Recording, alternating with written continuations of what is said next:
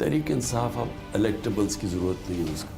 جس طرح ایک دہشت گرد کی طرح پکڑا اور توڑ پھوڑ کر کے ہائی کورٹ کے اندر سے, تو رد عمل تو آنا ہی تھا. میں نے تو کبھی ریڈ لائن کا نام لیا ہی نہیں. وہ تو اپنے ہمارے کارکن لیتے تھے, تو مذاکرات تو چلتے رہے ہیں. لیکن یہ اور بات ہے کہ دوسری طرف سے رسپانس کوئی نہیں ہے. افغانستان کی خواتین خود ہی میرے خیال میں اپنے رائٹس لے لیں گی. انڈیپینڈنٹ اردو کے ناظرین کو ہارون رشید کا آداب. آج ہم بات کریں گے پاکستان کے معروف سینئر سیاستدان اور تحریک انصاف کے چیئرمین عمران خان صاحب کے ساتھ, اور ساری ملک کی جو سیاست ہے کچھ عرصے سے انہی کے گرد گھوم رہی ہے. میرا پہلا سوال یہی ہے کہ کچھ تاثر ایسا بن رہا ہے کہ آپ اس وقت ایک تنگ گلی میں بند ہوئے ہیں. دیکھیے, تنگ گلی میں وہ پھنستا ہے پولیٹیکل پارٹی یا پولیٹیکل لیڈر جب اس کی ووٹ بینک گر جاتا ہے, جب اس کی پبلک سپورٹ ختم ہو جاتی ہے. اصل میں تنگ گلی میں اس وقت پی ڈی ایم ہے, کیونکہ وہ مسلسل جب سے ہماری حکومت گئی تھی اس میں جتنے بھی بائی الیکشنز ہوئے ہیں 37, اس میں سے 30 ہار چکے ہیں. اور اس وقت کہ پوری اسٹیبلشمنٹ سپورٹ کر رہی ہے, اس کے باوجود الیکشن کمیشن کے ساتھ, کیئر ٹیکر گورنمنٹ ان کے ساتھ, مشینری ان کے ساتھ گورنمنٹ کی, پولیس کا استعمال, پی ٹی آئی کے لوگوں کو جیلوں میں ڈالا ہوا ہے. 1000 اندر ہیں, 10,000 سے زیادہ اندر ہیں, باقی انڈر گراؤنڈ ہیں, پھر بھی ڈر رہے ہیں الیکشن سے. وجہ اس کی ان کا ووٹ بینک نیچے گر گیا. پی ٹی آئی پاکستان کی اب سب سے بڑی پارٹی ہے, سب سے بڑا ووٹ بینک ہے. تو یا تو یہ فیصلہ ہو جائے گا کہ پاکستان میں الیکشن نہیں ہونے, مارشل لاء لگ گیا, یا ہوگا کہ الیکشن ہونے ہیں. جب بھی الیکشن ہوں گے انشاءاللہ پی ٹی آئی جیتے گی.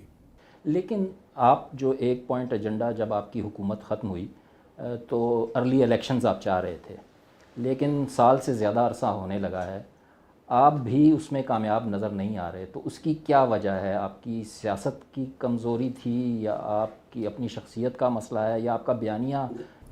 الیکشنز تو پاکستان کی ضرورت تھی اور ہے, کیونکہ جب تک الیکشن نہیں ہوں گے پولیٹیکل سٹیبلٹی نہیں آئے گی, اکانومی سٹیبلائز نہیں کرے گی.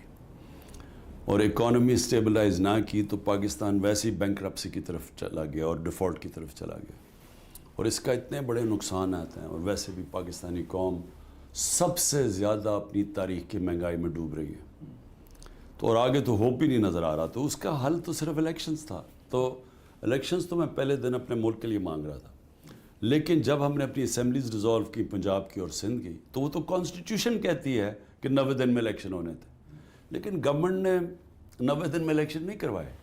اور اس کی وجہ, جب کہ سپریم کورٹ نے بھی آرڈر کیا تھا 14 مئی کو, وجہ اس کی یہ ہے کہ سب گھبرائے ہوئے ہیں الیکشن سے.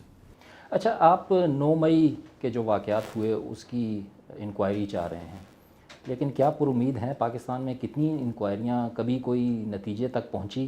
آپ کی خود حکومت میں انکوائریاں کافی ہوئیں, لیکن رزلٹ کبھی عوام کے سامنے نہیں آیا. دیکھیں, یہ تو بڑی آسان انکوائری ہے. کئی جگہ جلائے گیا, ایک کور کمانڈر ہاؤس اور ایک ریڈیو پاکستان پشاور, تو جدھر بھی آگ لگی میرے خیال میں 4-5 جگہ پہ لگی. تو یہ کتنا مشکل ہے, وہاں سی سی ٹی وی کیمراز ہوتے ہیں, سیف سٹی میں اوپر کیمراز ہوتے ہیں, یہ کتنا مشکل ہے پتہ چلانا کہ کنہوں نے یہ جلایا تھا. تو انکوائری تو بڑی اسٹریٹ فارورڈ ہے. لیکن اس میں جو ملوث افراد تھے, شروع میں جب ابتدا میں یہ واقعات ہوئے تو پی ٹی آئی کے رہنماؤں نے کہا یہ ہمارے ہی لوگ ہیں, غصہ ہے ان کا, یہ ہے وہ ہے. لیکن اب آپ لوگ اپنے آپ کو ڈسوسیٹ کر رہے ہیں, ڈسون کر رہے ہیں ان لوگوں کو جو اس کے پیچھے تھے. پرامن احتجاج کرنا تو ہمارا آئین ہمیں حق دیتا ہے. پرامن احتجاج اگر مجھے فوج نے جس طرح اٹھا کے لے کے گئے وہاں سے غیر قانونی طور پہ, اور جس طرح ایک دہشت گرد کی طرح پکڑا اور توڑ پھوڑ کر کے ہائی کورٹ کے اندر سے, تو رد عمل تو آنا ہی تھا. لیکن ہمارا ہمیشہ رد عمل پی ٹی آئی کا ہمیشہ پرامن احتجاج ہوا ہے. پرامن احتجاج اگر کہیں بھی کرتے کسی بھی جی ایچ کیو کے سامنے, تو وہ تو کرنا, وہ تو کوئی جرم نہیں ہے, وہ تو آئین ہمیں اجازت دیتا. توڑ پھوڑ کرنا, اندر جا کے جلانا, اس کی تو پہلے دن سے ہم سب مذمت کر رہے ہیں. اور آپ کور کمانڈر گھر کے باہر دیکھ رہے ہیں کہ ہم ڈاکٹر یاسمین ہماری جو سینٹرل پنجاب کی پریزیڈنٹ ہے, وہ بار بار لگی ہوئی ہیں کہ اندر نہیں جانا کسی نے. تو یہ ہماری پارٹی کی تو پالیسی نہیں تھی. اب موب جب بن جاتا ہے, اس میں سے کس نے کیا, کس نے جان بوجھ کے کیا, کیونکہ اس نے موقع دے دیا گورنمنٹ کو کہ ایک پورا کریک ڈاؤن کر دے تحریک انصاف پہ. تو جو 4-5 جگہوں پہ نہیں تھے یا مثلا کور کمانڈر کے گھر، اب کراچی کے لوگ ساری جو باقی پاکستان، ان کا کیا قصور تھا کہ ان کو پکڑ جیل میں ڈال دیے؟ تو یہ تو پہلے سے تیاری کی ہوئی تھی. ابھی جو آپ کہہ رہے ہیں 10,000 کا فگر دے رہے ہیں کہ آپ کے کارکن گرفتار ہیں، ہم نے بہت سی کوشش کی، ہمارے رپورٹر پچھلے 2 دن سے لگے ہوئے ہیں کہ ان میں خواتین کی تعداد کتنی ہے، تو وہ ابھی تک ہمیں نہیں ملی. کوئی 7 کہہ رہے ہیں، کبھی 10 کہہ رہے ہیں. بتاتے ہی نہیں ہیں. ہاں، تو آپ کا یہ 10,000 کا فگر کہاں سے؟ ہمارا جو ٹوٹل 10,000 ہے فگر، وہ ہمارے لوگوں سے آ رہا ہے. ہمارے جو ہمارے پہلے تو ساری سینئر لیڈرشپ پکڑ لی انہوں نے، پھر سارے پاکستان سے لوگ پکڑ رہے ہیں، جو تحریک انصاف کا اس کو پکڑ رہے ہیں. تو ہمارے تو لوگ اب غائب ہو گئے ہیں سارے. تو ہمارا اندازہ ہے انہوں نے ٹوٹل 23,000 لوگوں کی بنائی ہوئی ہے لسٹ تحریک انصاف کی، جس میں سے ہمارا اندازہ ہے کہ 10,000 پکڑ لیے. لیکن یہ کئی جگہ تو ملنے نہیں دیتے وکیلوں کو. اس کے بعد پھر کوئی شناخت پریڈ ہوتی ہے، وہ شناخت پریڈ ہی نہیں ہوتی. وہ عدالت کہتی ہے کیا نجی ابھی ہم نے شناخت پریڈ ہی نہیں کیا، اتنے زیادہ لوگ ہیں ہم کر. تو یہ تو ایک ٹوٹل فیشزم ہے. لیکن آپ کی اپنی پارٹی میں بھی کچھ اس طرح کا تاثر ہے کہ آپ ان لوگوں کی رہائی یا اس کے لیے کچھ نہیں کر رہے. کیا کچھ کر رہی ہے پی ٹی آئی ان کے لیے؟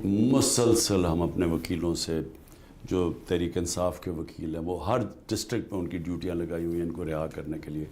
لیکن کئی جگہ یہ ملنے ہی نہیں دیتے. اچھا، کئی جگہ انہوں نے پکڑے ہوئے ہیں لیکن ان کے اوپر ایف آئی آر نہیں کاٹی. انہوں نے نامعلوم افراد کے نام پہ ان کو اندر ڈال دیا ہے اور ان کے اوپر وہ فرد جرم ہی نہیں لگا رہے. کئیوں کے اوپر تو دہشت گردی کرتے. تو یعنی یہ ایک پلان منصوبے سے پی ٹی آئی کو کریش کرنے کی کوشش کی. لیکن آپ نے جو ریڈ لائن ڈکلیئر کیا تھا اپنی گرفتاری کو، do you think that was a wise decision? میں نے تو مطلب گرفتاریاں تو سیاستدان ہوتے رہتے ہیں، اس میں کوئی اتنی بڑی بات تو نہیں تھی. میں نے تو کبھی ریڈ لائن کا نام لیا ہی نہیں. وہ تو اپنے ہمارے کارکن لیتے تھے. وہ کیوں لیتے تھے؟ کیونکہ یہ غیر قانونی طور پہ مجھے گرفتار ایک دفعہ بنی گالا کرنے آئے تھے. پبلک کو پتہ چل گیا، انہوں نے ایک دم وارنٹ نکالو اور آنے لگے تھے، تو پبلک اکٹھی ہو گئی وہاں. تو ان کو پتہ تھا کہ غیر قانونی طور پہ. پھر جب مجھے گولیاں لگیں تو اس کے بعد قوم کے اندر یہ خوف ہو گیا، ہماری پارٹی کے لوگوں کے اندر، کہ یہ مجھے پھر سے قتل کریں گے.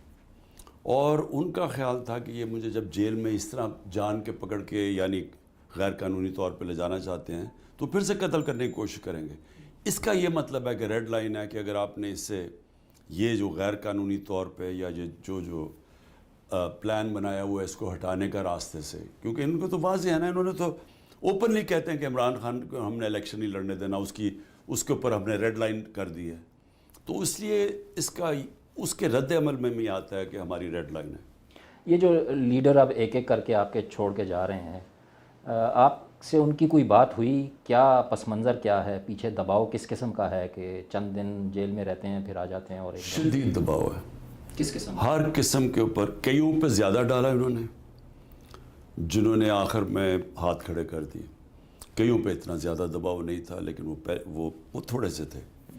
لیکن آپ یہ دیکھیں گے جو اتنے دباؤ کے باوجود، اب میں پنجاب کے ٹکٹ ہولڈرز کی بات کر رہا ہوں، اس میں سے تو چند نے چھوڑے ہیں. یعنی سارا جن کو ہم نے ٹکٹس دیے ہیں، پتہ نہیں کتنے 300 سے زیادہ ٹکٹس دیے ہیں، ان میں سے 15-20 گئے ہیں سارے، باقی تو سارے انٹیکٹ ہیں، چھپے ہوئے ہیں. تو آپ کی جو اسٹرینتھ ہے، الیکٹیبلز ہیں، آپ سمجھتے ہیں کہ اگر الیکشن کل ہوتے ہیں تو آپ